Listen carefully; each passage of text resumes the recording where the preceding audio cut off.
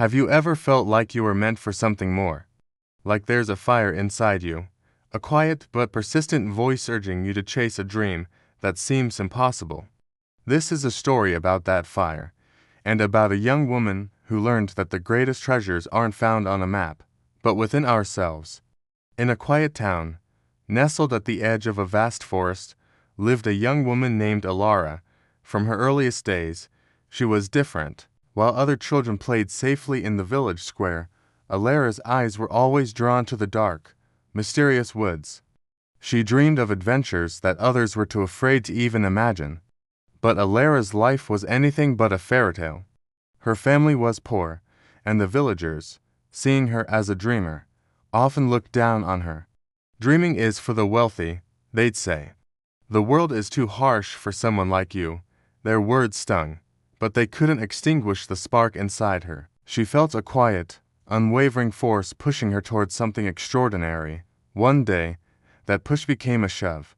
A vicious storm ripped through the town, tearing down homes and leaving despair in its wake. In the chaotic aftermath, an old rumor resurfaced, a whisper of a hidden treasure, deep within the forest, powerful enough to change a person's destiny. Most dismissed it as folklore, a desperate fantasy, but for Elara, it was a sign. It was her chance to prove not just to the villagers, but to herself, that she was more than they believed her to be. With a small bag, a worn-out lantern, and a heart beating with a mix of fear and determination, she stepped into the forest. The villagers watched her go, shaking their heads. She will fail, they whispered among themselves. She's just chasing a fantasy. But Elara didn't listen. She knew this journey was about more than finding treasure. It was about finding herself. At first, the forest seemed almost friendly. Sunlight dappled through the leaves, and birds sang a cheerful chorus. But the welcome soon faded. The path grew treacherous. Thick vines grabbed at her ankles, massive boulders blocked her way, and the comforting sounds of the forest twisted into eerie, unsettling whispers in the wind. On the third night, huddled beneath a giant oak tree to escape the chilling rain, doubt began to creep in. Her mind swirled with negative thoughts. Maybe the treasure doesn't exist. Maybe I'm not strong enough. Maybe I've made a terrible mistake. The whispers of the villagers echoed in her ears. Just as she was about to surrender to the cold and the fear, she remembered her mother's words from long ago. Strength is not found in avoiding fear, but in facing it. Taking a deep, shaky breath, she got to her feet. The fire within her, though flickering, refused to die. Days bled into nights, and nights into days. She waded through raging rivers that threatened to sweep her away, scaled sheer cliffs with her bare hands, and navigated through disorienting fog so thick she couldn't see her own feet. Every single step was a test of her courage. Hunger became a constant ache in her stomach. Exhaustion was a heavy cloak on her shoulders, and loneliness was a silent, crushing companion. But she pushed forward. Along the way, she met others who had once walked this path. Some were now lost souls, wandering aimlessly, their spirits broken. Others had given up completely, camped out in defeat. They all told her the same thing: turn back. The dangers ahead are beyond imagination. It's not worth it. She listened to their stories, thanked them for their warnings, and then she kept moving. She understood a crucial lesson: the opinions of those who have surrendered cannot dictate the path of those who refuse to quit. One morning, while climbing a steep, slippery ridge, her foot slipped. She tumbled down the rocky slope, her lantern shattering into a dozen pieces. A sharp rock stopped her fall, but not before it tore into her arm. Bruised, bleeding, and now without a light for the nights ahead, she lay there, staring up at the slivers of sky through the canopy. Every fiber of her being screamed at her to give up. This was it, the end of the line. But then, in that moment of absolute despair, she remembered the fire.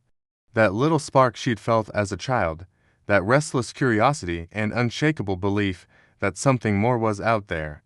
Slowly, painfully, she pulled herself to her feet, and in that moment, a profound truth washed over her.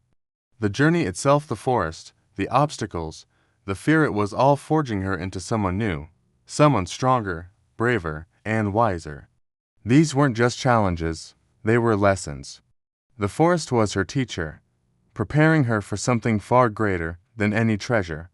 Weeks later, after what felt like a lifetime of struggle, she finally reached the heart of the forest. It was a sacred-looking clearing, bathed in a soft, ethereal light. There, half buried beneath the roots of an ancient, colossal tree, she saw it, a wooden chest, adorned with strange, beautiful symbols. Her hands trembled as she brushed the dirt away and lifted the heavy lid. She expected to see glittering gold, priceless jewels, or some ancient, magical artifact, but the chest was almost empty. Inside, there was only a single, polished mirror and a small, folded note. She picked up the note. It read, "The greatest treasure is what you become in the pursuit of your dreams." Elara looked into the mirror. She saw her reflection, a face streaked with dirt, framed by tangled hair, marked with cuts and bruises. But she saw something else, too. In her eyes, she saw a new kind of strength. She saw courage. She saw a fierce determination and a quiet, unbreakable resilience. She finally understood. The treasure was never a chest of gold. It was the fire inside her, the one that had guided her, tested her, and ultimately transformed her. Tears streamed down her cheeks, not of disappointment, but of profound understanding. She had come seeking a fortune, but she had found something infinitely more valuable. She had found herself. When Elara returned to her village, the people were stunned.